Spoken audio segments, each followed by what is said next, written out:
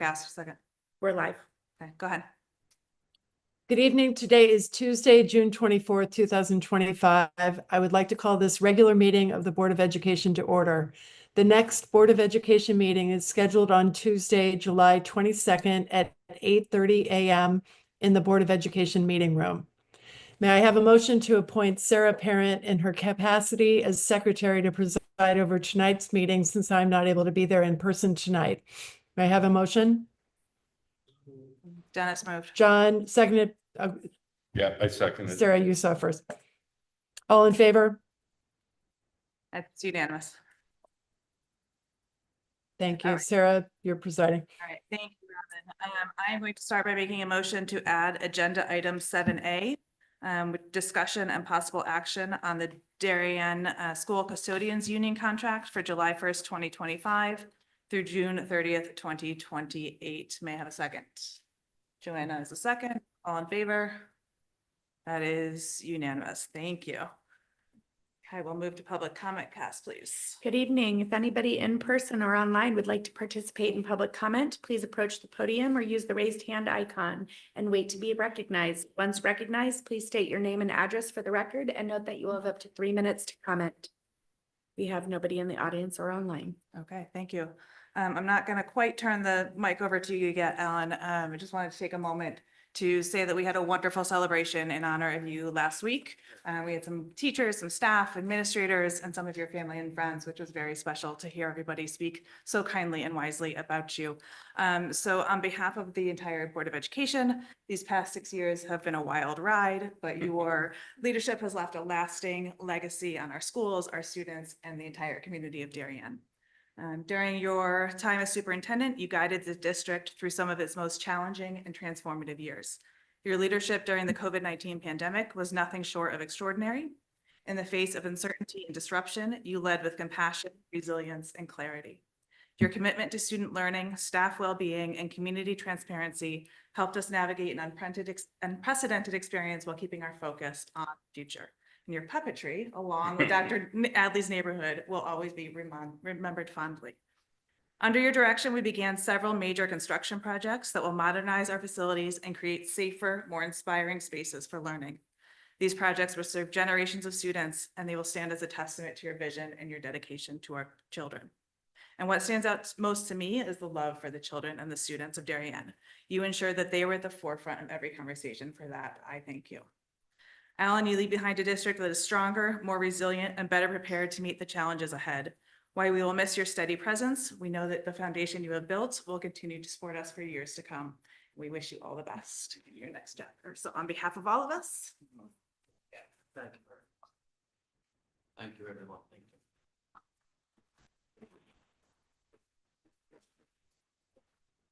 you. Now it's your turn. For the last. For the last one, yes, I can say that, can't I? That's okay. Just want to congratulate the kids. It seems like it's over, right? And everything, you move on. But we pause just to appreciate the wonderful ceremonies that took place, stepping up, moving up, Fitch Academy, and obviously the pinnacle of the school system, the high school graduation. All the graduations were beautiful. Congratulations to you, David, and being there for the graduation. They were just beautiful, every single one of them. So thank you to the administration, the board members, our staff, and parents who actually rallied to put these events on. They're just spectacular and very moving and very touching. I will say that class is a very graceful class, gracious class, and classy actually. Just very respectful in all ways, and it was just a beautiful testament. So it was beautiful that we could get outside. We had a few various raindrops to finish, and we're good to go. So congratulations to the kids and wherever their dreams are actually taking them. Darien Summer School and ESY opened up. We opened up around about the same numbers. There's 1,450 versus 1,500 last year, but still, there's kids still coming the next 2 days. So we're you know, we have a couple of classes still to open up and participate in. And we're probably the same for ESY, around 370, 375 or something like that. That'll settle down at that. It went very smoothly with our own transportation. And thank you to the staff and the kids and the parents for working with the heat the past couple of days. Dr. Byrne has been in district a couple of times. He goes to the end of this particular week in New York, so he has been transitioned with me and with some of our other staff members. He's also been around all of the buildings.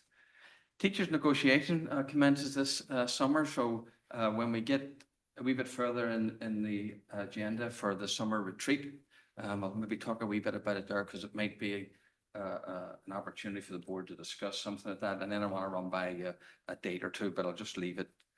We have to find, the bottom line is we have to find another date to meet with the Board of Finance, that the Board of Education has to meet with the Board of Finance in advance of the kickoff of the negotiation process. So the retreat is for the 22nd, and we have a wee opportunity to talk about that later on.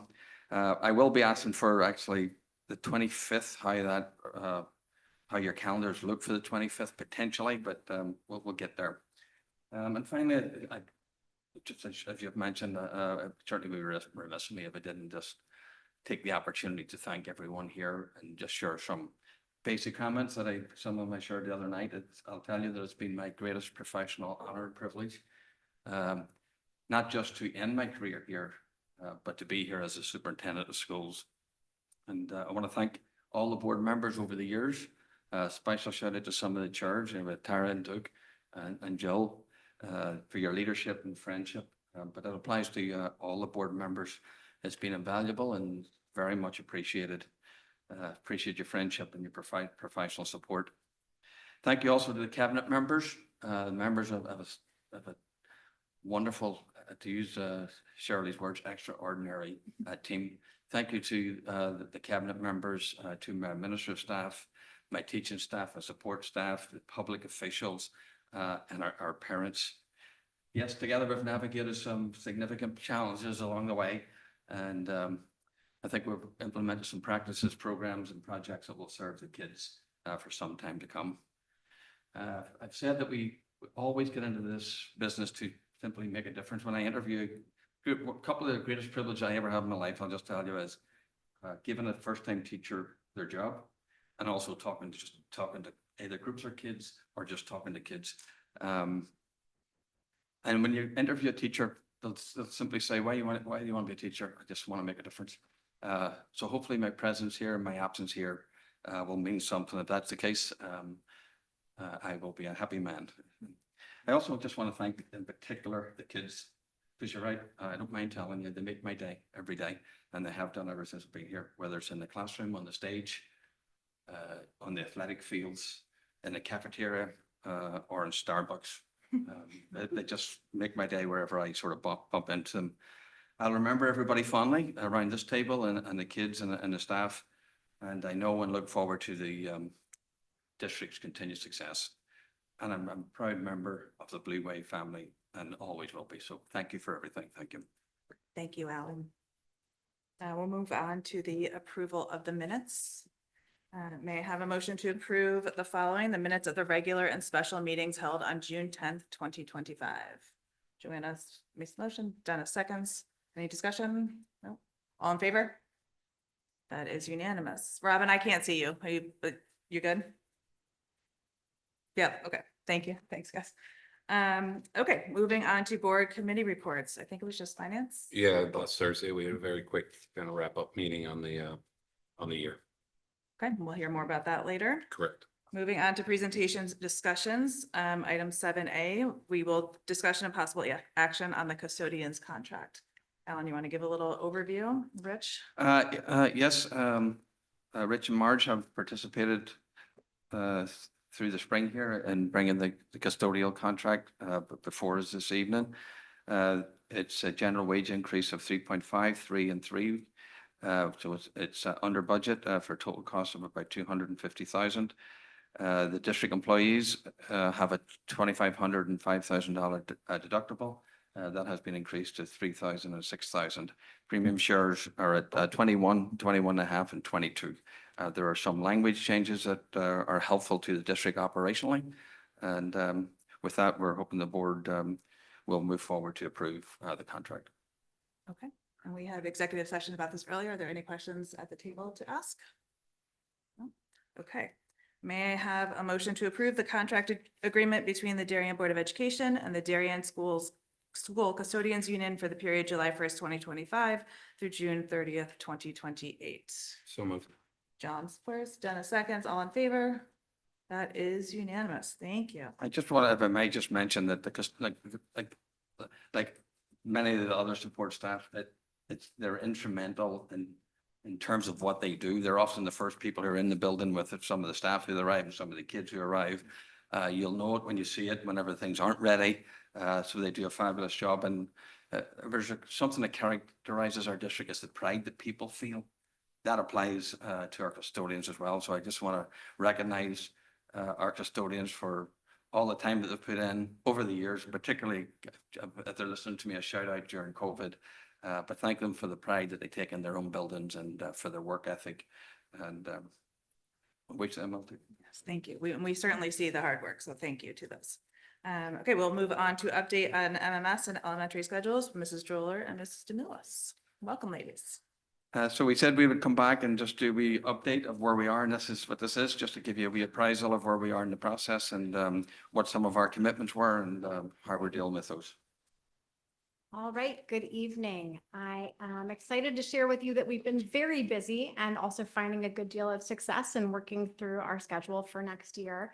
I wanted to start by summarizing for you some of the action steps that we've taken since we last spoke in the fall.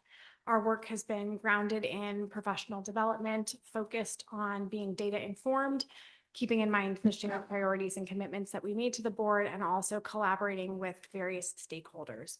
So as you can see here, we have participated in Aspen training across 8 different sessions that involves learning and updating different rules, rooms, courses, all sorts of attributes related to the schedule that enabled the engine use.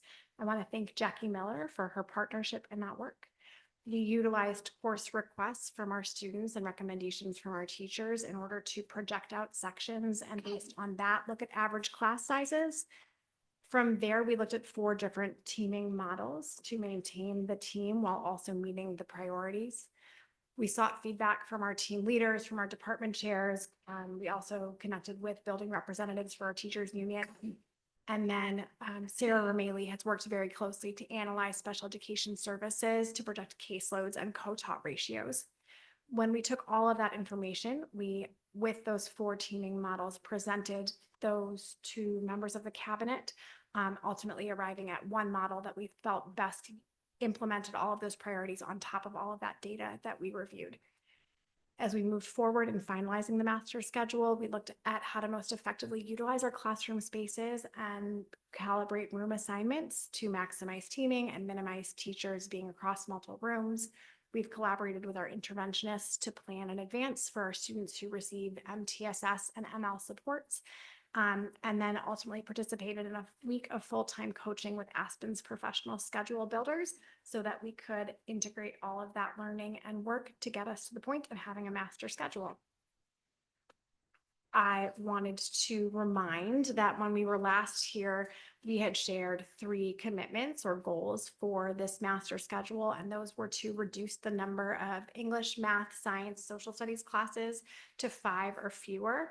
That we're at 25. We are on track to meet that objective.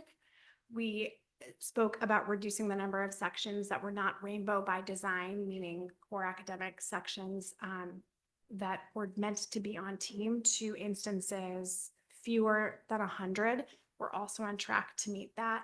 And to address PLC time, that has been a big driver in how we have designed the master schedule, and we have had great success in enabling that time for our teachers both to meet within their departmental PLCs and also in their teams.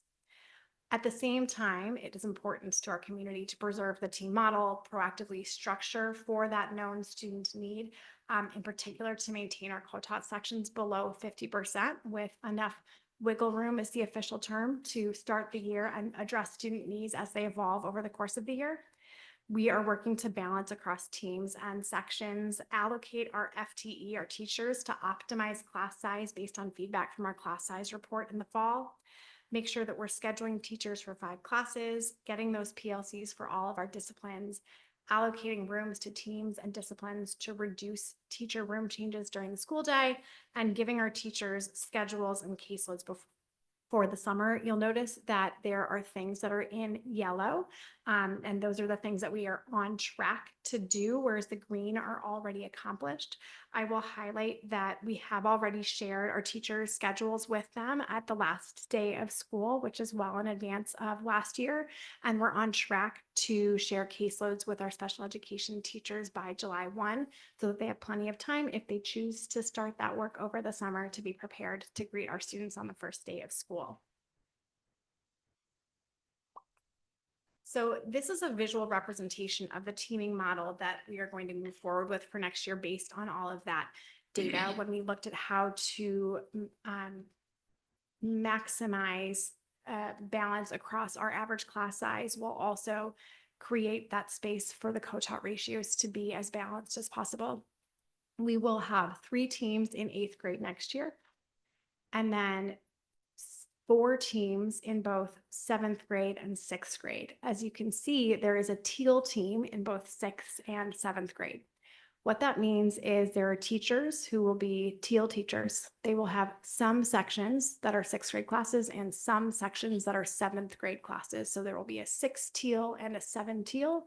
Both of those teams will be smaller than the other teams in those grade levels, but they will maintain all of the same functions of the team, allowing the teachers to meet regularly to discuss student need, proficiency, to participate fully in team days with the other peers. So we don't anticipate a change in student experience based on that.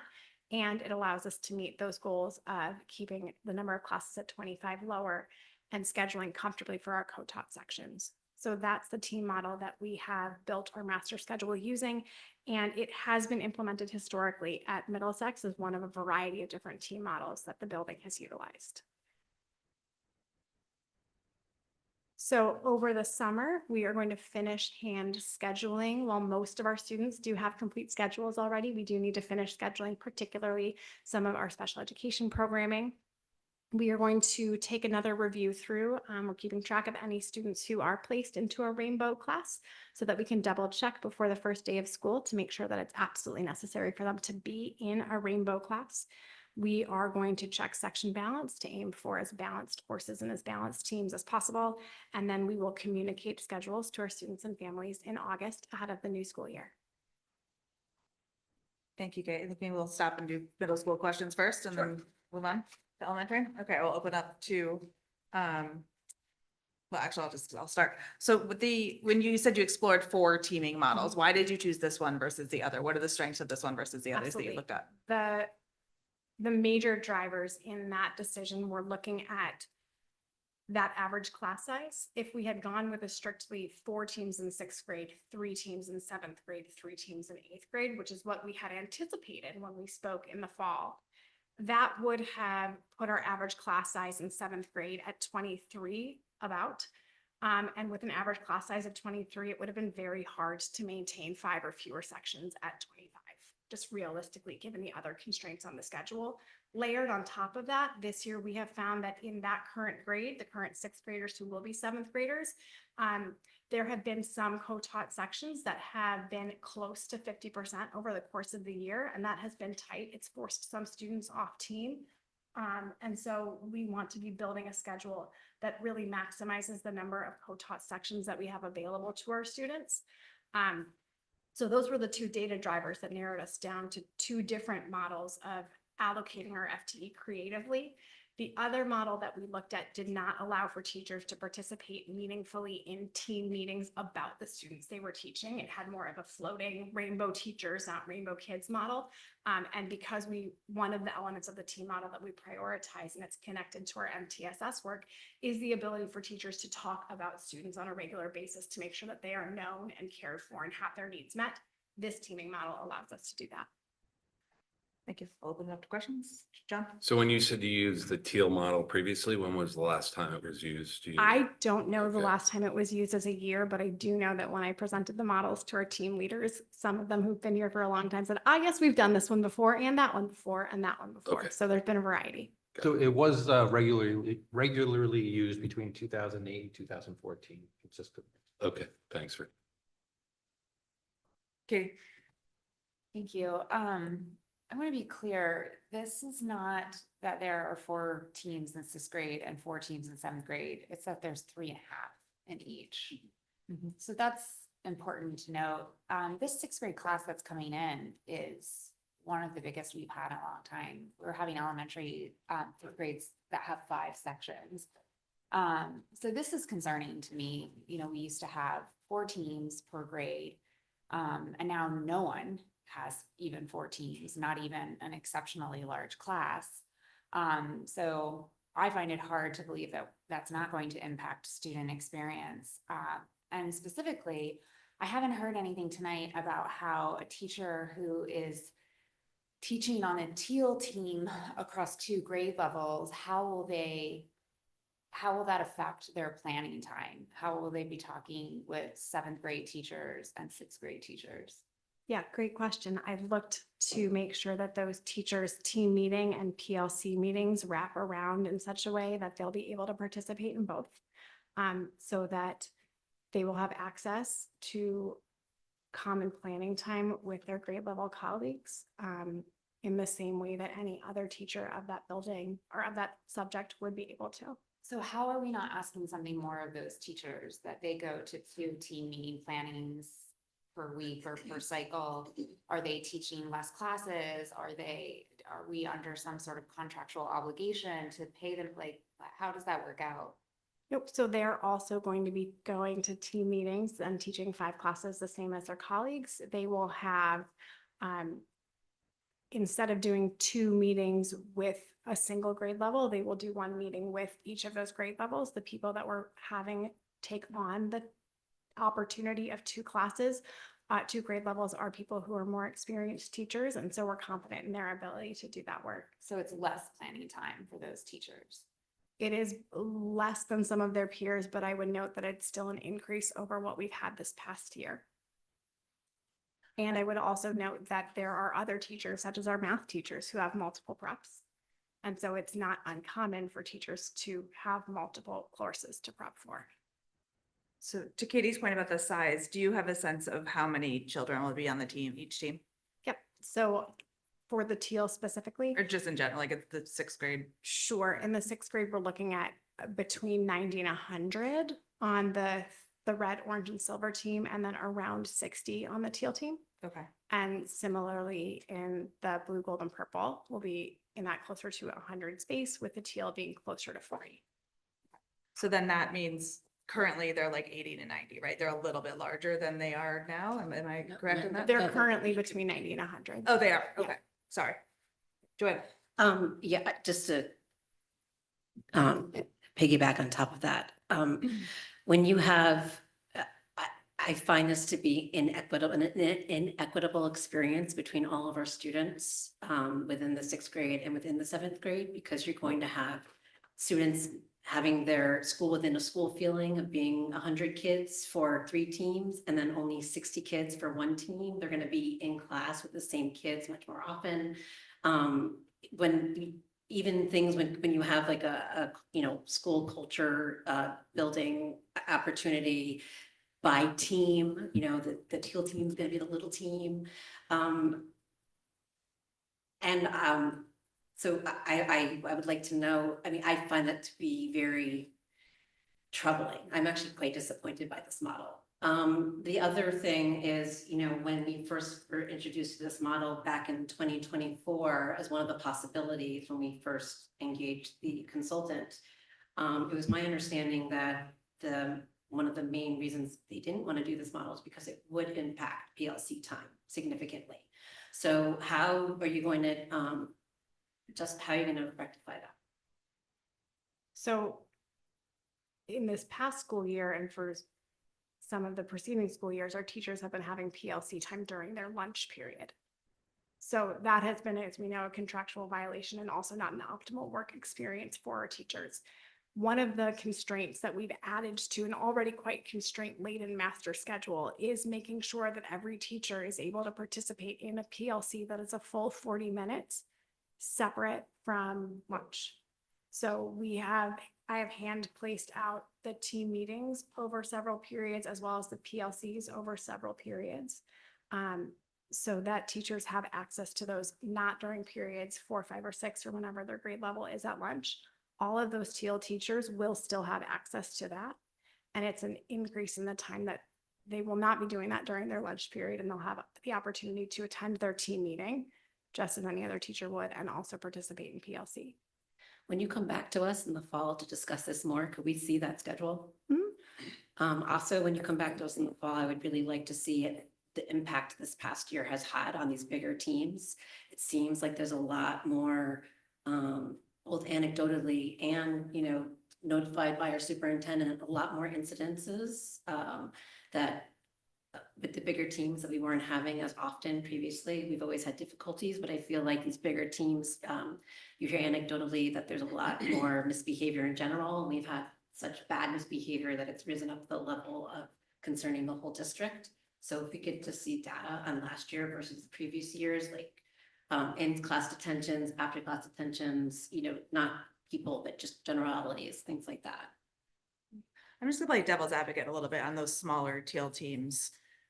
I think there very well could be an educational benefit for some children to have a smaller community and a smaller team. When you place children on teams, do you consider that? And do you consider those that may be more comfortable within a smaller peer group? Is that how you're placing kids, or how do you choose who goes where? Even before you answer that question, I would just counter that. Why are those 60 kids get the better experience of a I smaller don't know that it's classroom, a better. smaller It, team? it, for different kids, different situations are better. So different kids could operate differently I on would- different. Okay, so Okay. like, how do you decide who goes on what team? The places that we are deciding which kids are on a team are in assigning caseloads to case managers to make sure that we have balanced caseloads and balanced ratios across our special education co-taught classes and services. There are some instances where we have students who, for different supportive measures reasons, needs to be specifically with or not with another peer. So Mhm. those students have been hand placed on teams. There are some students whose specific combination of course requests, Aspen happens to say, it's not going to work on any other team. This one has to go here. For the most part, we are not hand picking which team a child goes on. We're relying on this Aspen server to say what the most optimal experience is for that child in order to get the most number of their requests in, while still meeting those targets of keeping students not in rainbow classes and with the classes not at 25. Okay. So I would like to learn more a little bit about what your new experience with Aspen. So now that you know so much more about it, there's been talk about, is Aspen the right program? Now that you've had more training and understand it better, what are your thoughts on it? Has it been helpful? I would say it has been helpful. I wouldn't be in a position to answer how it compares to any other tool because I haven't used any other tool, but I have found that in maximizing the mechanisms that engine does provide us, we were able to build our master schedule and get our students into the courses that they wanted. Okay, Greg. Just adding on to some of the requests that Joanna was asking about for this page, would it be helpful or would it be possible to just add the number of students for the next time you come back to us, just the number of students in each one of the teams, maybe the number of teachers in each one of the teams? I don't know if there's like, if you divvy up like special ed type stuff in each one of the teams, and then it'd be great to see what it is, what you're looking at for this coming year, and then what would it look like last year with all those same numbers? Katie. Yeah, Greg, I wanted to piggyback on that too. I want to say though, that I think that it's very, very important as we look at this data that we have to absolutely go back to at least the 23-24 school, because that is before we reduced personnel at MMS. That's when we had 4 teams was the standard. That was the experience that most of us are familiar with. This past year has been very messy. So simply putting a model in front of us today saying that it's better than the mess of the year before is not really what I'm looking for. So in order to understand the data, we need to see where these personnel changes have impacted scheduling, PLCs, lunches, and definitely students. I think that Greg makes a very good point about size of the teams, about caseloads on the teams, the co-teaching. I think really all the points that have been hit today would be very helpful to see over at least 3 years. So I think you'll come back in the fall and let us know how it's going. Can I just ask one Yeah. question? Do we know what the size of the incoming sixth grade class is? It's the whole grade? The biggest, No, but do we know what it stands at now? I mean, kids. 390. It's projected to be 375. Sorry, just 375 doesn't add up to 90 to 100 for 3 teams and 60 for the teal team. That makes it 100, 100, 175. So I'll say 375 projection. No, thank you, because I know some kids do go to private school, Yeah. so I was just curious, but we were told in the fall, I don't know who said it, but that after 360, that tips to a 14. Yep, and we've been watching very closely where that enrollment has been with students either going to private school or enrolling in. And so I will come back to you with what exactly the numbers are on each of the teams. Thank you. Okay, we'll move to elementary, please. Okay, at elementary, our team has been focused on music and art, and this is what we have accomplished this year. So there is no change to elementary vocal music for the current year. We've used our itinerant staff. The revised curriculum has been fully implemented in K-3 and will be continued to update in grades 4, 5 using the same philosophy and curriculum. In ELP, our music will also be continue just as it has in the past. For instrumental music, we are going back to a 5-day schedule based on feedback and data. And we are also going back to before and after school full band and orchestra rehearsals rather than using wind time for that. Instrumental music continues to be staffed by content area specialists using itinerant staffing. For elementary art, we're returning to a 60-minute block, which eliminates the rotational art. This is responsive to the curriculum. There's more in-depth opportunities for students. They can use a variety of mediums and materials. And our team has been able to develop a schedule with itinerant travel and shared staff. There are 2 or fewer staff teaching at any given school. PLC time is provided across schools for the visual art teachers, and there are time built in for additional responsibilities such as display, collaboration with teachers, and the PTO to incorporate art in special events. There will also be a consultant model with ELP.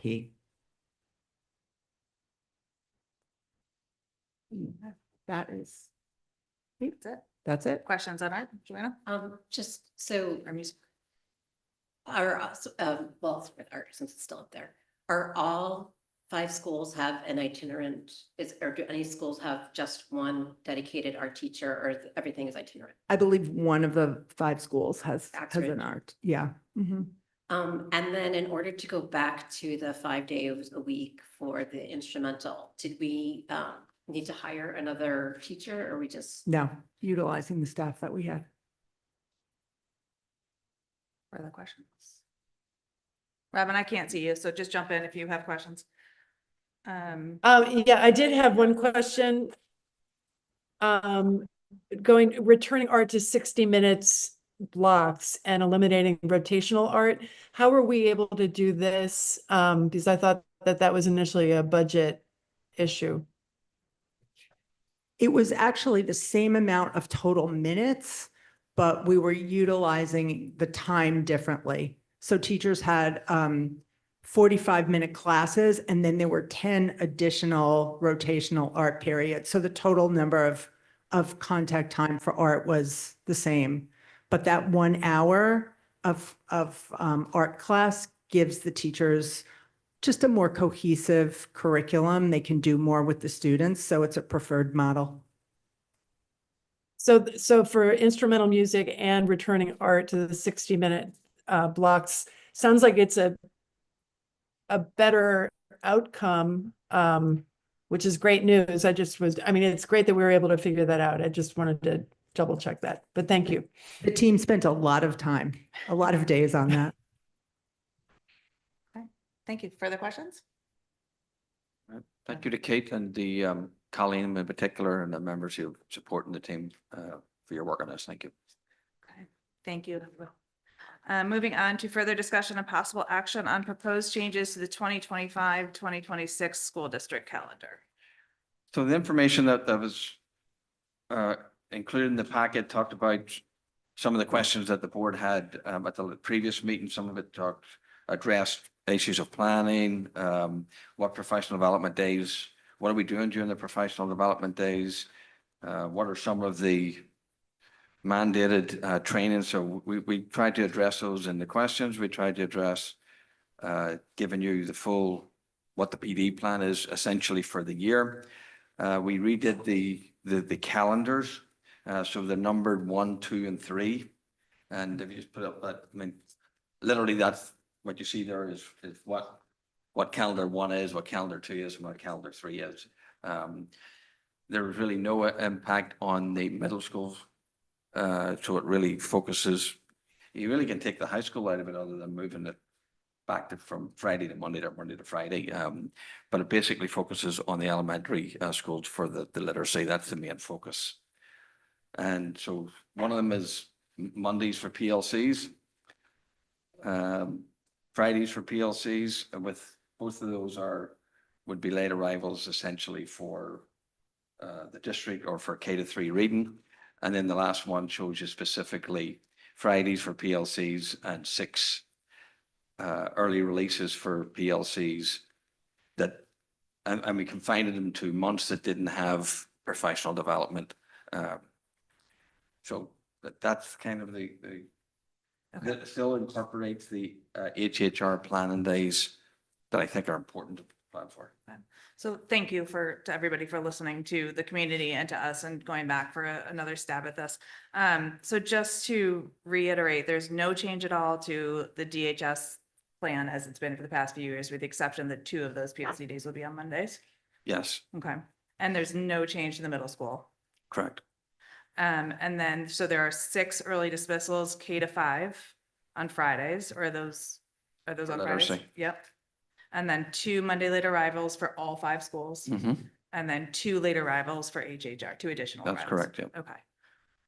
Questions about this option 3? I think to me, it's a nice compromise and it seems to check the boxes for the community members that have asked for Fridays and for us to limit the numbers. So to me, this makes sense, but I would like to open up to other people. Greg? It still doesn't Sarah? seem, for me, it still doesn't seem to address, like, we're just we're reducing the number of days that kids are actually in school. That's what's happening. So we're Sarah? reducing the Yeah, learning- hold on, let Greg finish. We're reducing the learning for the kids. So like, that was my big ask last time, which is definitely not addressed by this. This has the same number of days. We just moved them around and made them beginning or end of the day. I still have, I've looked through this before the meeting and it did seem like there was some description in terms of like what these PLC days are being used for. And I think, what was it, HMH is on here a bunch of times. Like, Yep. I do wonder why some of those days can't be used in place of these. And then you can take some of the, I think it's yellow, take some of the yellows off of this, reduce from 9 to, I don't know, 5, 4, something like that. And move the training for into reading from what was a yellow day into a green day, for example, in February 23rd, move it into the 13th. So the yellow days will also be particularly for K-3 reading, that they will be the regular, like monthly, instead of the half day, that will be the K-3 reading day. Greg, the PLC days are strictly for the high school per se, right? So that hasn't changed over the last couple of years.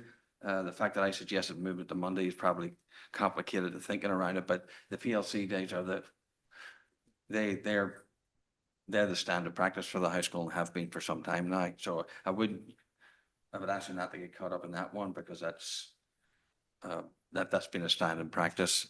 It's just, yes, we're reducing the days and we're reducing the time, but investing in the teachers is also, I know it's like, it's like, well, no, you have to have more time, but investing in the teachers in terms of this particular program, it's just going to be invaluable to the students, and you're still meeting the guidelines that we need to have for state compliance for a number of hours in a classroom and so on.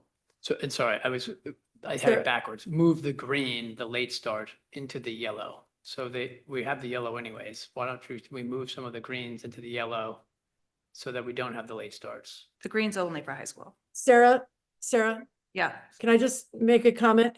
The high school PLC late arrival days have been in place for a number of years. And I think what the option 3 really does is that it does not add additional PLC days for the middle school, nor does it change anything at the high school that already is happening. It only adds the 6 early dismissals on Fridays, which was in response to parents' feedback that they preferred Friday early dismissal as opposed to late arrival. And then the 2 Monday late arrivals are around breaks. So the reason that I thought that option 3 actually made sense was because it really was targeting the elementary grades, which were implementing the K-3 literacy. I understand your point about trying to collapse PLC days, but generally the PLC days that we have had in place that are for the entire district have been in place for a number of years. And I appreciate the detail that was provided to us about what those are being used for. But I personally think that that the calendar 3 option allows the middle school and high school to basically have no change. And it's really targeting the PLCs just to help us with the K-3 literacy just for this 1 year, which I believe this is really only for a 1-year time frame. And the HHR moves, unfortunately, are not something that we can avoid. So But it in won't my be for mind, 1 year. it kind of served as a compromise. Yeah. So if you could speak, Amy, can you speak to that 1-year comment or? Well, this was designed for a 1-year proposal. The biggest thing you want to do is get off to a good start. You don't want an implementation dip, and an implementation dip typically takes place in the first year. For professional development, you want to make sure that you have enough hours of professional development, for the want of a better term, to make it stick. This is regular. The reason we're not moving the wheels, so to speak, is to give you regular every month for the K-3 reading. That there's a time in there that's going to be that they're going to be able to use. So you want to start off strong. Isn't interreading, the future of interreading is to roll it out, not just K-3, it's also 4 or 5. So this isn't just 1 year. You're gonna have to train those teachers No, but as well, or- the biggest impact that you want to make sure is you start strong. I mean, you have to build up the capacity of people. Now, when you build up the first year of capacity, then you have more people who have the capacity. So the first year is the most critical year. Let me say it like that. Go ahead. Do you want to add anything? So, Greg, I think maybe are you asking about grades 4 and 5? Yeah. Well, yeah. So, what I would say about that is we would do a similar process the way we did with looking at our grades K-3 curriculum and resources we would do that with grades 4 and 5 as we did with K-3. So we would engage in study, so it's premature to say if we would go with interreading, we would need to engage into a study, look at all of our curricular resources, look at data, involve staff in that. We don't have an answer that will be making it shift with an actual resource. It could be just a curricular shift. I guess I'm just making the assumption that we're going into interreading for K-3. State is mandating it. We're gonna have to go through K-4 through 5. So eventually we'll be in the same situation for 4 through 5 and have the same. So the state is only mandating it K-3, and that's interesting, right? That's why our approach has been right away to have a larger district steering committee that's actually preschool for grade 12, so that we can keep an eye on that and then articulate any curriculum shifts that we need to make, instructional or assessment shifts as we go. So we'll learn a great deal from our implementation this year that will further inform any shifts that we may need to make in grades 4 through 5. But this is the only mandated change right now. Yeah. Thank you. I think that we could do a much better job at having much more efficient discussions than we are right now. I don't love option 3. I think that we could do better. However, we are running out of time and I will vote for it today. I would like to say that again, I feel strongly that we need to have a review of professional development across the district in the coming year. And last, out of pure frustration of miscommunication and understanding, I think the point that Greg was trying to make is that there are 3 yellow days on the calendar where the entire school is closed to students. The 3 before school makes sense. Teachers have to set up their room and they have to get read. But there are 3 in the middle of the year that I think Greg's point is, what are they being used for? Why can't that be dedicated to K through 3? So some of these things we should not be talking about in our third discussion So of. do you want to quickly answer what those 3 are for? So the plan for the November and the January day is in fact K through 3. With regard to K through 3 literacy, will we work with HMH reps and a complete focus on K through 3 literacy. Grades 4 through 5, they'll be working with a concentrated focus on writing. So then, okay, so then like looking at the dates, I guess when, I'm trying to, it's very hard to read the calendar from here, but the early dismissal days, some of those are very close to those other days. So why do we need them like right on top of each other? They're not. Which ones are you looking at that look close? Well, like the 12th of September, isn't that? That's an early dismissal and a PLC day for the high school. Oh, sorry, 12th is Like November 4th and November 14th. It's also circled. Doesn't that mean that it's early dismissal? early K through- dismissal, elementary school. So the November 4th and November 14th, don't forget, is not a K to 3 That's a literacy PLC. day, that's a PLC day. It's the wheels combined with the yellows essentially. What we tried to do is, I think exactly what you're looking for, really space the time so that we can front load each module for the K through 3 practitioners. So we did try to space them out so that at the beginning of the year, we can have a strong start. And then each of those other, they look like little wheels, right? Those little cogs in the other months that are noted with the green in the center. I know they're kind of hard to see, but those are intended to be for a rollout of the module and to look at data. And you want to do that intermittently as different assessments are administered. Okay. Further questions? That's typical. Robin, do you have anything At else? this kind of time. No, Other questions? Comments? Okay. Then we will go to we have a motion to approve the proposed changes, which is this calendar 3 for the 2025-2026 school district calendar. John, seconded by Janice. I second. Oh, sorry. Okay. All those in favor? That is John, Sarah, Joanna, Maroney, Katie, Robin, Robin. Thank you. Opposed? Greg and Dave. Anyone abstaining? That's everybody. Okay, so that passes. Okay. Thank you. Moving on to further discussion of possible action on the 2026-2027 calendar. So you have the same calendar for 26-27. Not the same as what we've just discussed, same as previously shared with the board. This gets completed the same way as this year's got completed this year, but the major dates for, the holidays, vacations and so on are on it. So we put that together. We did have a student who came and talked about other religious holidays, faith holidays. So we put together a wee chart. Thanks to Cassie for putting this together for us. It shows you the holidays that are various districts either honor or maybe respect in a way of no homework or no tests on the other days or otherwise. We did get Tom to just opine a little bit on and give a wee bit of a perspective on the days that we have to do, the current holidays in January and December, and also to take into consideration things like how much of an impact would a particular holiday have on the school's operational running. That's a big thing that people take under consideration. Is it going to be disruptive to the school to close it? Because the board has to make a decision if there's essentially 100 people or 100 families, is that enough to close the school system down or otherwise?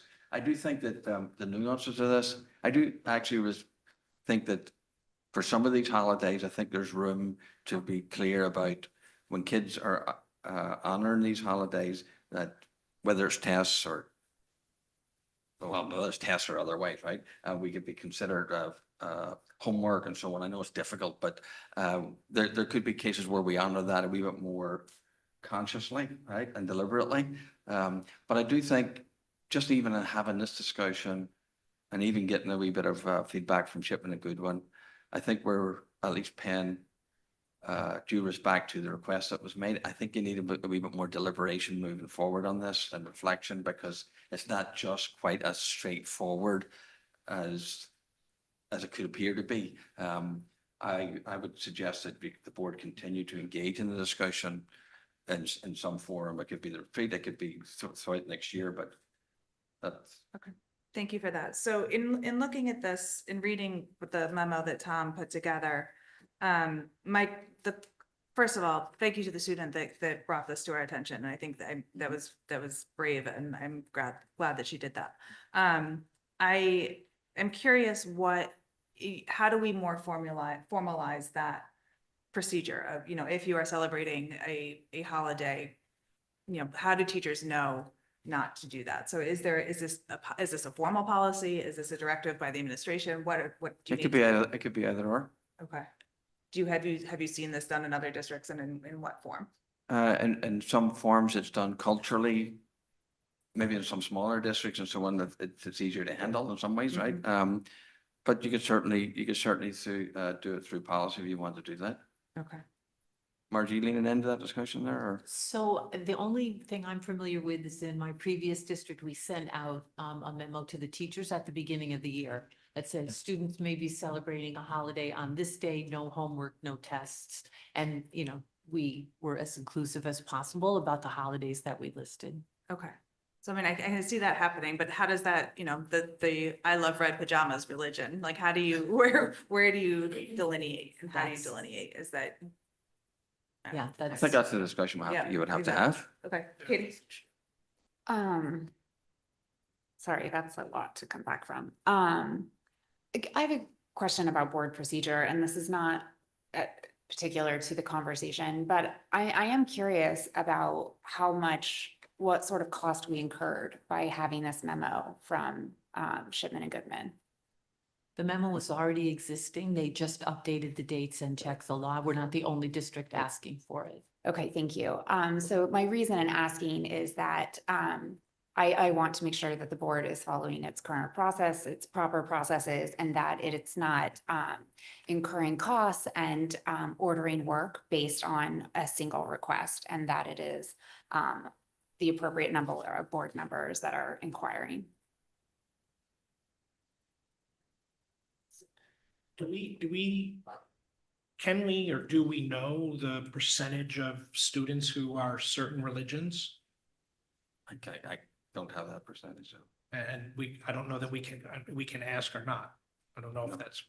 So I think the question for me, and I think it was brave, and thank you for the student bringing it in. And I think I'm trying to be as fair as possible. And I don't know what the demographics are to determine how fair we need to be. But I think I like this idea of at least alerting the school that certain students may be celebrating a religious holiday, and we shouldn't be penalizing them because they believe in a different religion than the majority of the students in town. However, I also think there needs to be an addition to that it shouldn't just be the day of the holiday, it should be the day after the holiday too, because who wants to study during the holiday for your exam the next day? So to me, I would just add that little caveat in there, but. Or it could be the day before, right? Yeah. I would also add, no extracurricular, sports or. yeah, sometimes if you miss, I had this exact thing happen to me growing up. I didn't go to school on certain holidays, and then I wasn't allowed to play in the soccer game. So just to make sure it's inclusive across all extracurricular activities and academics. So is this something that the board would like policy to look at, or should we talk this further do we want to add this to the retreat? How do we want to handle this? Anyone have a preference? I would personally throw it on the retreat, have a quick discussion on where we Makes think we sense. should be. That's fine. Okay.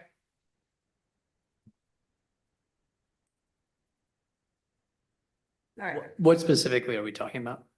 just how to handle religious holidays, and do we direct the administration to have their teachers be aware of, not assigning work for Ed or Ramadan or whatever it is? Because there's a note here, sorry. Yeah, no. There's a note here that says not day off, but recognize in the holidays to make staff aware. So I'd like to understand kind of Yeah. how that recognition is made, and how that communication right in other districts. Yeah. How it's fairly applied as well. So I'm wondering, and I guess Amy, this would fall to you, is there any way that you could do a little intel before the retreat and just what other, if other districts have a memo like that or something? Absolutely. Okay, that'd be great. Thank you. Okay, so that's that. Are we voting on that? Is that No, we're different not. is that different to us now, Angie? In this grade, is that different? Because it's sort of summarized. Well, it just more of the, if administration, director, teachers, if there's something tangible that we can see, that this- Okay, how a alright, district okay. handles that. Okay, so there's possible action on the I 2026. think that's this. There's a little, there's a table.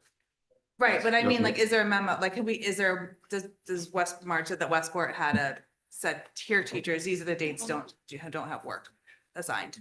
I was just curious. if How do there's they, any- how do they, the administration communicate? Yeah. Okay, yeah, that sounds like a really slippery slope, but That's what that means. I would just like to see what other districts have done, but if it's gonna be a lot, then this, but. Okay, we need to vote on this 2026-2027 school district calendar. Is there any questions or concerns about the way this calendar is set up? No, okay. So may I have a motion to approve the 2026-2027 school district calendar? Joanna, seconded by John. All those in favor? That is. Robin's in favor. Thank you. That is unanimous. Okay, moving on to discussions of revisions of the approved board master agenda, February through August. Alan. I think you have the colored copied version, so we've been keeping track of what we've been adding, what we've been taking off. And we've tried to build in the parking lot, some of the parking lot topics into the retreat discussion. We can talk about that when we get that far. But this is just a working copy of where we are with the meetings. Any questions on this? And as Alan alluded to, I think some of this does fall into the retreat conversation. So, Joanna. Just some of the parking lot conversations are say that they should be happening this summer, and clearly they will not be happening this summer. So we, the next time the calendar comes back to us, it would be, and this will be after Dr. Adams' time, of course, but it would be nice to have those actually placed in months like the DEI, SEL, gifted and talented, anything that was supposed to have happened, the two meetings over the summer that no longer will be, but they're actually in place. can we just move them into the 22nd meeting? I don't think there's enough time. I mean, we have to be done by the end of the day. Yeah. It's I think there will be a conversation about the strategic plan during the retreat, so I think some of that can get Yeah. folded into that a little bit. But I don't think it can be a explicit conversation. Also, in deference to Dr. Byrne, who will have just been here for 10 days, like those are pretty, those three topics require some, historical knowledge and knowing what actually goes on here. So I would like to give him a little time to get up to speed. Katie. It's been requested multiple times that discussion on typewriting, on typing and handwriting be added to the curriculum committee meeting. I don't see that on this list. Additionally, the PLC discussion, I do not believe should just be a discussion in curriculum. I think that we need to, I would like to request to have a full review in front of the board, not just an update on. Should we, I think what I'm hearing you saying is that you would like an expanded, not just PLC, but PD in general, an overarching conversation. So whether that comes, there's been a lot of overlay with that and budget. Is there, I'm just curious about what timing. What do you think makes sense for there? Or is that something that we need to have Dr. Burns input on as Yeah, I well? would think we would want his input. Okay. But we could certainly broaden that topic to be professional development in general, not just PLCs. Okay. Anything else on this master agenda? I'll just say that we didn't avoid putting these topics on, right? The discussion with our executive leadership team of the board and myself, as we tried to draft at least a draft of the summer retreat, was to build those topics into the strategic plan discussion. If the board so desires to pull them out, then we could. All right, moving on to the first reading and discussion on proposed schedule of the 2026 regular Board of Education meetings and subcommittee meetings.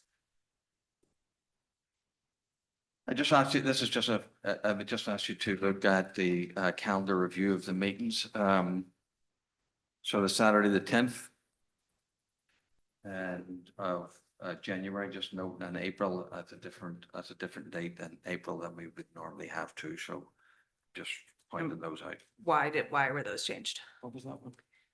The April Yeah. one, it's because of break. April break is during the second Tuesday. Gotcha.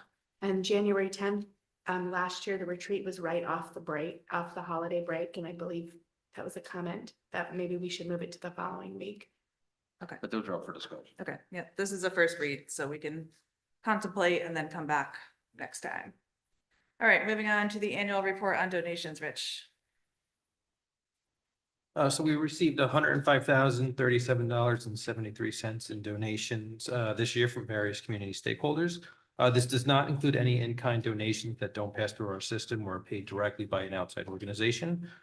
We do want to highlight some. Athletics received over $50,000 from various parents, booster clubs, youth groups. We did receive the $25,000 donation for the high school library. And as we are every year, we're very thankful for all the donations that support the school system. Thank you. Do you have a sense of it, it says that these don't include in-kind donations or the PTOs. Do you have any sense of what that larger bucket is? Do you know, like, at the PTOs spend? We'd have to reach out to each individual ones. I don't have that offhand. A lot of times the PTOs will like sponsor like a guest offer, for example, at the Right. elementary schools. Those are typically, in the $500 to $1,000 range. Yeah. But there are other items that they obviously support. So. I mean, just to highlight that that's a significant donation and thank you to the PTOs for doing that. Katie?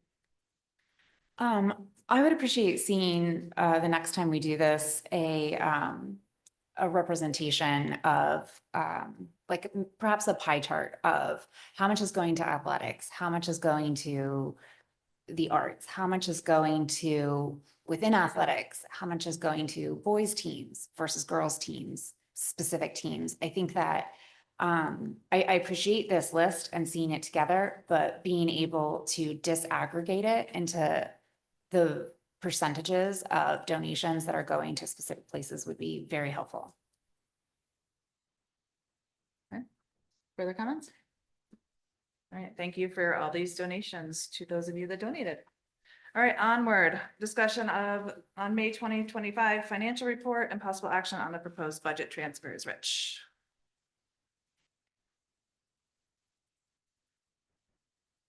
So this is the financial report through May. We are forecasting a positive balance of $527,013. The general education RCs are forecasted at just over 15,000, while the special education RCs are forecasted at just over $500,000.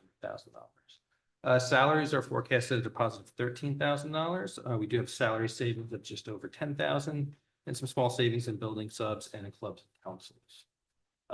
Operating is a positive 293,000. This is largely due to some savings in out-of-district tuition and then a small balance available in special ed legal. Fixed remains a small positive balance of $1,300 in payroll taxes, and then we did get a couple of reimbursements from firm for workers' compensation. Revenue is forecasted at a positive 218,060. This is driven largely by the additional 40 million that was provided by the state legislature for excess cost reimbursement. We did receive that final reimbursement this week, and so all money's been received that is owed for excess costs. And there are no transfers for consideration. So. Okay, thank you. Questions, comments about the financial report? Joanna? Rich, at the financial committee meeting, I asked if we needed to proactively vote to have our surplus sent back to the town. Can you just explain everybody what you explained to me? Sure. So the board has until June 30th to spend or obligate their money. Anything that's not spent or obligated by June 30th does go back to the town. So the process is it does take a couple of months to close out the books. Typically, we'll try to close out that first week in August, and then there's what's called the Town Board of Ed reconciliation, where we reconcile our accounts within the town, and then the town will make an entry on their side of the books to move that money into the general fund, whatever that balance is. Thank you. Okay, thank you. Since there are no budget transfers, we will not have any action. All right. Now moving on to the draft agenda for the summer retreat. So Alan, Jill, Robin and I worked this past Friday to brainstorm and come up with some ideas. Alan, you want to? Yeah, so we reviewed what we've done in the past a little bit, and respecting that Dr. Byrne is coming on board. I'll say that it's a wee bit of a higher level discussion.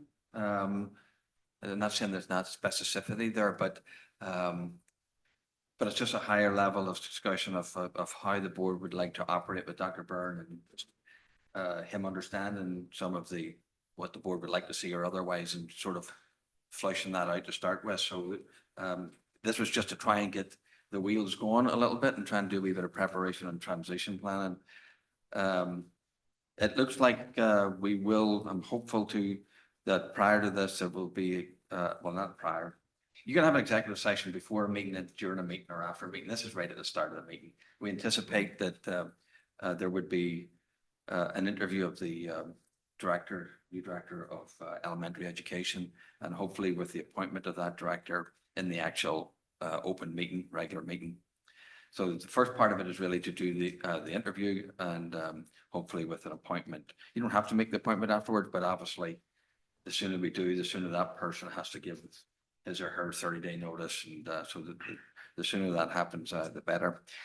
So it's a wee bit the same as it has been in nature. So I'll go through legal updates and board operations. That includes Board of Ed social media and state mandates with Tom Mooney. I'm still waiting for the confirmation from Tom. He's on a cruise.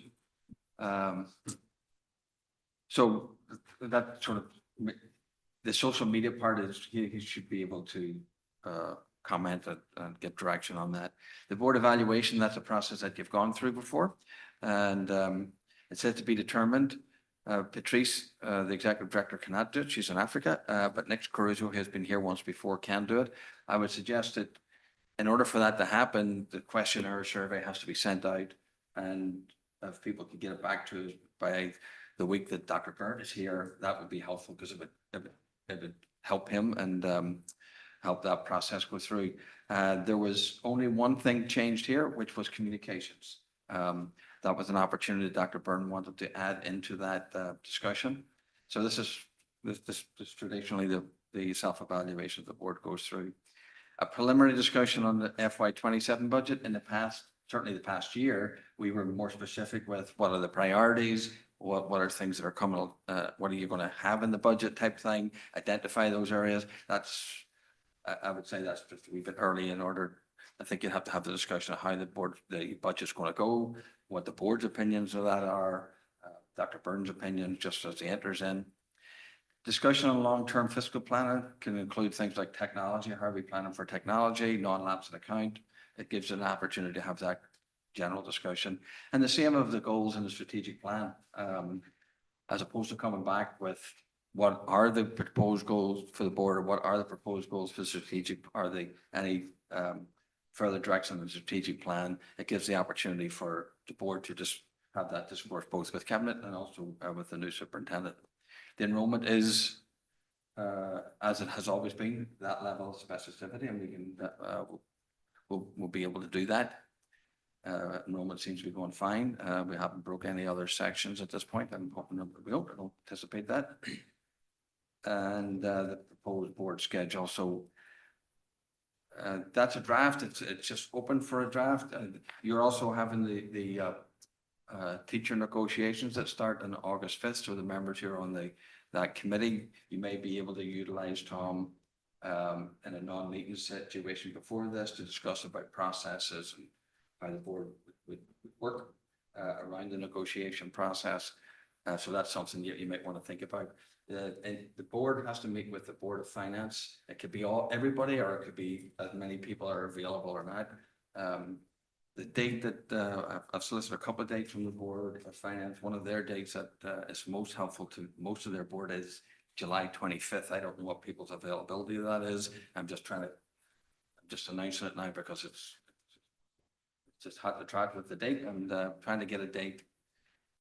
You just need to do that because that's a statutory requirement. I don't know if people are free that date or could do it. Do you have a time? Yes, I think it was the 8 or 9. Okay.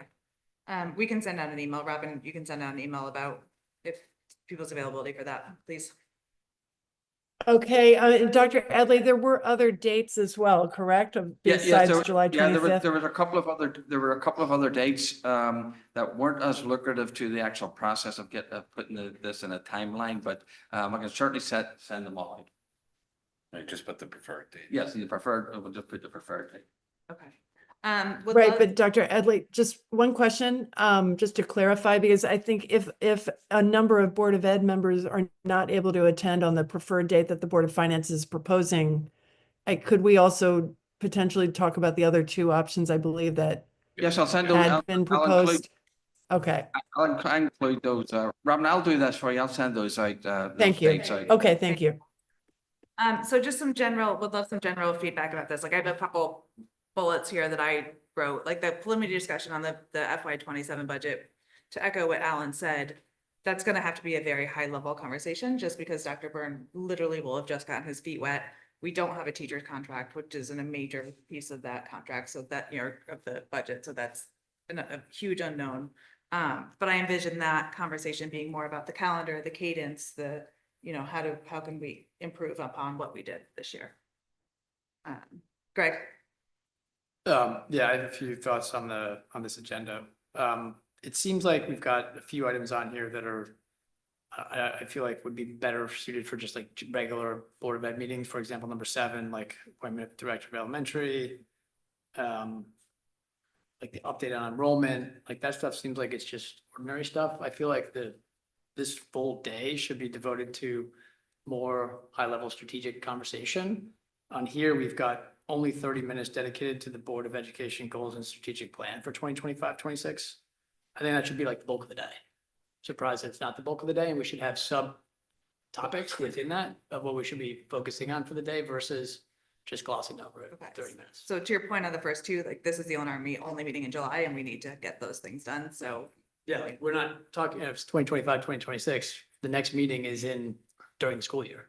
So how are we framing what we're going to be focusing on? No, I think that's. the director of elementary education and the other, like the meeting dates. Like, Oh, you're saying yeah, those? I mean, those are quick that we have to get done before August. Sure, so Yeah. make those 5 minutes and make some of these other more. That's Yeah, we usually don't adhere to the time limit. Just Yeah. saying. Joanna? I would like to see us have a discussion on long-term fiscal planning and all the possible things that entails before we talk about the fiscal year 27 at all. I know we might not talk specifics, but we always accidentally end up talking about specifics. So I'd really like for the board to talk about what we envision our goals are, and all these other thornier issues that we've been discussing this year. I'd like to have the board discuss that before we talk about anything specifically this coming year. So your idea would be to move B before A? Yes. Anyone thoughts on that? Just. Fine. Good, Dave? I don't know if it's appropriate for here, but 5-10 minute conversation tops just to hear from Dr. Byrne, just in terms of entry plan. I don't even need down to like 30, 60, 90, but just kind of like broad, hey, glad to be here and gonna do X, Y, Z. Yeah, so I mean, he's got that superintendent's report, so. That'd be great. Yeah, I think that's.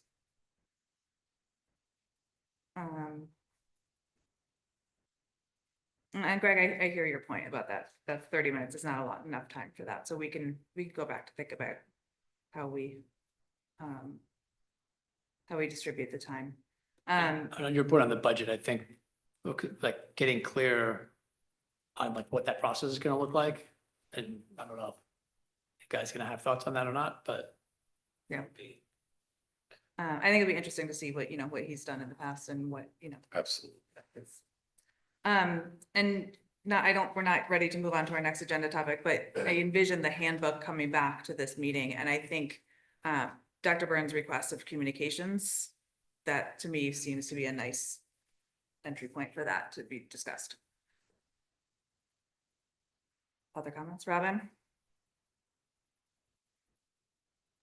I agree. We need to spend more time on the strategic kind of piece. Unfortunately, just especially with the budget items, we had talked about more strategic budget initiatives in the past, but unfortunately, since Dr. Byrne is new and he might have other thoughts, I think you know, in some ways, as much as we'd like to spend a lot more time on the strategy piece, we're going to have to, I think, to some extent, take our lead from him and have a high level discussion of what he would like to focus on and then kind of move from there. But I agree with Greg that more rather than less time should be spent so that we really can talk about more long-term fiscal planning and strategic kind of items. And again, this is really a draft at this point, and anyone who has additional suggestions or things that they would like to see on here, please definitely send them so that we can further amend this. Is there anything glaringly missing that anybody is?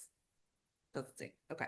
I know, just one thing, Sarah, I know Jill had mentioned that she was going to speak with Dr. Byrne also about special education planning and things like that because the costs are rising significantly. So I don't know the outcome of that discussion, but in my mind, that could potentially be part of what we would be talking about with him as an item that also would be a budget related discussion as well, or long-term fiscal planning. So again, this is a draft. And I think we need to also wait for some feedback as well from him too. Okay, thanks. All right, we'll move on to the. Just one oh, thing in sorry. that legal update, and I think there's a couple outstanding things legally that we might want to get an update on. Thinking like the high school lights, that kind of, we haven't heard anything on that. So if you could put in a little bit of an exec session that they could just, anything legally outstanding that we get an update on while Liz here. Yeah. Do we have anything, or do we need to do anything in this for the update on the new superintendent search? I can't remember about that other schedule. Well, I mean, we don't really have anything to announce yet because we still have to meet individually with them and then come up with, so nothing's really gonna kick off until the fall for that, except for our individual meetings, which I need to set up, or we need to set up for over the next couple months. Okay, moving on to the handbook discussion. As I mentioned, this is not the last time we will talk about this handbook, because I think we should talk about it in more depth on the 22nd, but this, Alan, since I don't know where this came, the steps of what are we looking at? All right, so this is the draft of the handbook. Thank you to Katie, and we have tried to sort of coordinate and sort of help organize a little bit. So that's what we've done. Any sort of highlights or a couple of other things are there for. I've got some questions about. I took a wee few liberties here and there, but not excessively so. And if you know any of them, you can certainly comment on them, and be happy to talk about them. But perhaps for some people, this is maybe a first time through, even though we've looked at it, come back and made some changes. So I don't know, Kate, if you want to go through it with me, or I'm happy to touch base with a couple of issues or a couple of topics. Thank you. I left my notes at home. So I don't have my specific talking points in front of me. I'm happy to obviously have any conversations and ask any questions about this. To Sarah's question about how this came about, the board has not had a handbook, and we've had an individual onboarding process when members are first elected. But there's not really a resource for board members to go to about how things work, or even some of the informal processes outside of our policies, of course, which are on the website. And after attending a CAPE conference, there was an example of one that was posted. I think it actually won a communication award from the Vernon School District. And Dr. Adley very kindly was able to facilitate us getting a copy of that to use as kind of a roadmap for what we might include. I think that there's a lot of good information in here. I think that there are a few things that still need to be developed. But that's sort of the generation of the genesis of how it began. So I'll just, we did pay recognition to Vernon on page 1. Page 10, it's highlighted, be expected to kids, the student reps to be expected to attend all the Board of Education meetings. There's a conflict there because they're not expected to attend all of them. So we just have to work through that conflict. When a committee chairperson is absent, I think that that might, what do we, that's the next page, page 11, needs to be flushed out, because I think that refers to, it primarily referring to if it's a subcommittee, I'll call it subcommittee. Sure. Subcommittee, if a chair is absent, who runs the meeting, just to clarify that, I think that's what it is, right? Okay. Then page 14, report and concerns, I inadvertently, the top of that, you can see policy 9170. Yeah. That should be down beside 9180. So those should be together, because those are the two policies for removal of a board officer or censorship. Those are essentially the two things that you can do. You can't remove somebody from the board. But those are the two that specifically address those. So I'll move 9170 down. I'm sorry, Alan, if I can just jump in. This is an area that I had flagged as an area that I thought we could build out a bit more, because the policies are very prescriptive. And I don't think it really addresses some of the more day-to-day things in terms of like, what do I do if I have a concern? And I had actually spoken to someone at CABE asking for guidance. Jill and I had spoken about this too, whether it was appropriate to ask Shipman and Goodman. But again, because the policies are more about the legal statutes and this is more about what's the right protocol and chain of communication, CABE had helped advise me, and I had drafted a paragraph. And again, I'm sorry, I don't have it in front of me, but it essentially kind of lays out, you know, that your initial step, if you have a concern, is to speak with the board chair. And then beyond that, what if the board chair is the problem? Then who do you speak to? What if, you know, you speak to the board chair, but it doesn't it's basically the exact same thing that we have within our schools, right? Like where it's classroom teacher and then to administration, chain of communication, exactly. So I do think that that is an important piece that we should revisit, and I'm happy to share some of the language that was drafted via email. So actually right under that section is the section that Jessica from Shipman actually suggested that we put in. That was her contribution, as you may recall. We asked her to take a look at it. So pages 14, 15, 16, and 17 were Jessica's contributions. I didn't have any other changes to it. Mark, do you have anything else? Or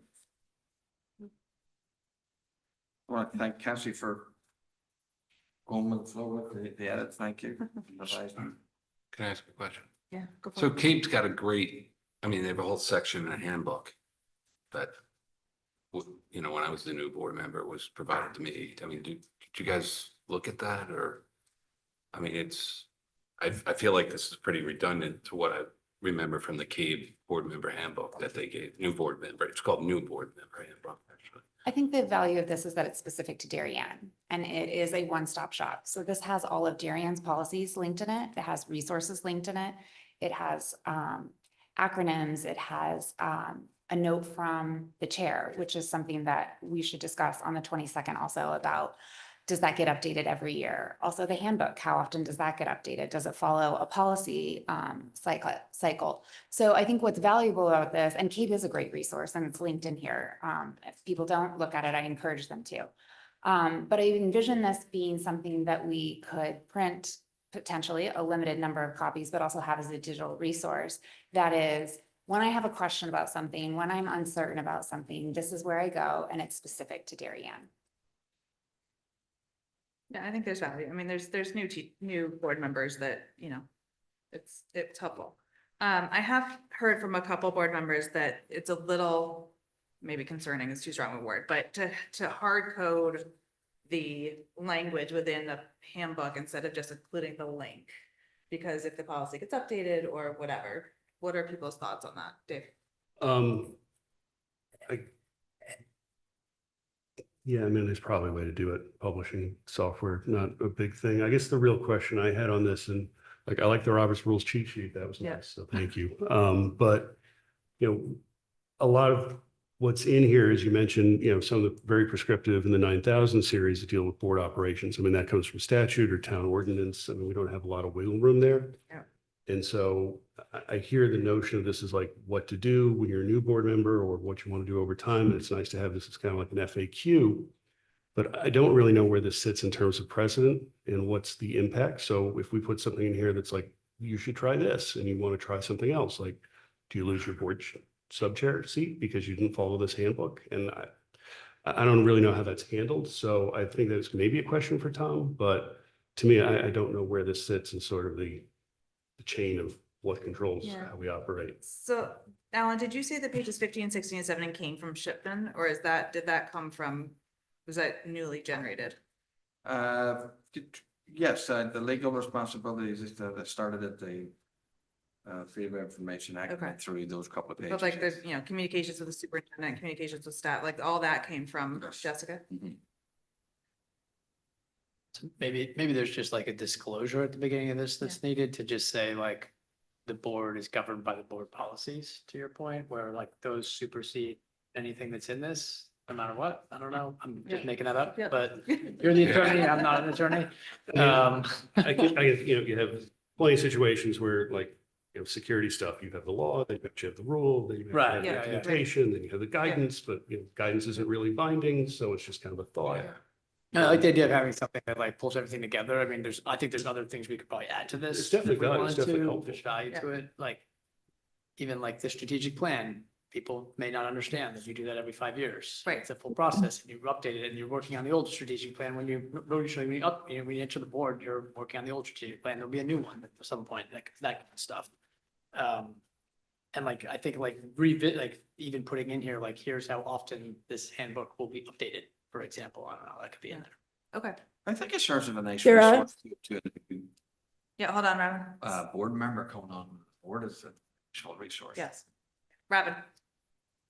And thank you, Katie. I think this is a really good resource and it's nice to have everything in one place. I guess some of my feedback, and this gets to some of what Dave was talking about as well, is that the hard coding text from existing policies, as opposed to just including a link to say, to find out more about this, do this link. And I know you have links in here, but my one concern I have is that that would end up creating essentially double work to keep things both updated when really our policies are what govern us. So that's just one comment. And then on the communications piece, which is kind of toward the end, I know 2 policy links were included, but those policies do not actually include any of the bullet points that are included here about, communications with community or staff or with superintendent or information sharing. And I think the board is governed by our policies, and specifically, for instance, the social media bullet point that's at the very end. We don't currently have a social media for the board member policy. So, I mean, these are just questions that I have because I think the handbook is really useful, but ultimately, I think our policy committee needs to determine if there are things that we are missing that we might want to have a policy for that would be helpful. For instance, if there are questions that we have, then maybe some of this potentially could be looked at further by the policy committee in areas where there might be questions about how things should operate. And that's something that I think our policy committee might have more thoughts about, So again, and a formal process. sorry, didn't mean to. I think this falls nicely into the conversation that we'll have on the 22nd about communication. And then if there's questions for Tom, we could, think about that on the 22nd as well. So, I agree with that. Yeah. yes, we good on this one? Okay, Marge, personnel report, please. Did we have that on the, Well, it's the not board. explicitly called out. on the, It's not explicitly called out. It could be. do you want? Yeah, maybe, do you want to have the handbook explicitly called out on the agenda? Yeah, that's fine. Okay, sorry, Marge. No, we're in the middle of hiring season and it's challenging this year, but so far so good. But there's a real teacher shortage. Are you Getting worse. Where are you seeing the shortages? Special education. How was our resignations this year comparatively? They're less this year so far, right? They're low. It's about 25. I'm sorry? They're low, it's about 25. 25 teachers. And how many administrators? The two. Just two. Okay. Great. Thank you. Can I give you a reminder, just I'm You may. at the point that not the point that I did point that out, but just a reminder, lunch is on your own for, like, technically for the board at the Yeah. retreat, Yeah. as is breakfast. I mean, I'm just saying because. Yep. Okay. We got it. Will the water fountains be on? Dave. So it's a quick question. I don't know, just taking the temperature of the room here, like I kind of enjoyed Tom Mooney's little hypos and, geeking out, but does anybody else, do we need to do those and move on, or maybe a little less of that this year? Do you want to skip those? Which things? The Wait, what, hypotheticals. one question. Are you talking about at the board retreat? Yes. I am, yes. I thought that was something that, had intended to also cover, and I'm sorry, I just lost the agenda. Sorry about that. Sorry, Dave, you were Um, saying, let's not talk about the new laws. You were just saying, let's not do that. No, he usually does the regulatory update, which I think is valuable for us to know what's coming, so we can prepare for Hartford, because some of these will have budgetary implications, they'll have curriculum implications. But then he does these nice little scenarios, like little Johnny's mom comes to you and says X, Y, Z, what do you do? They're great, like I can geek out and do those, that's fun, but it's not really great use of everybody's time. So I enjoy them, but if everyone else would like to do a little less, I'm happy to see them dialed I'm down. okay with a little less. We can work, Robin and Jill can work with Tom on what he's gonna do. All right, so follow up. but Go ahead. Sarah, just, I think it was also the intent to cover the Board of Ed social media and also state mandates, Yes. which are, I think Tom is also going to be used for some of that too, which gets into, I think, some policy discussion as well. But We'll work with him I prior think there to was the 20. more. Yeah. Okay. Follow-up action items. We did clean up this agenda. What else were we adding? I think that was it, right? It wasn't. The holidays, yeah, that's coming back to, on the 22nd. Okay. And professional development. 22nd. All right, Cass, public comment, please. Good evening, if anybody in Did you say, person. sorry, I just want to be clear, did you say 22nd, those things were coming back? No, the handbook, we were gonna talk more about the calendar on the 22nd with Dr. Bird. Yeah, yeah. Sorry. Okay, good evening. If anybody in person or online would like to participate in public comment, please approach the podium or use the raised hand icon. Please state your name and address for the record, and please note that you'll have up to 3 minutes comment. We have no raised hands at this time. All right, may I have a motion to adjourn Dr. Athley's last meeting?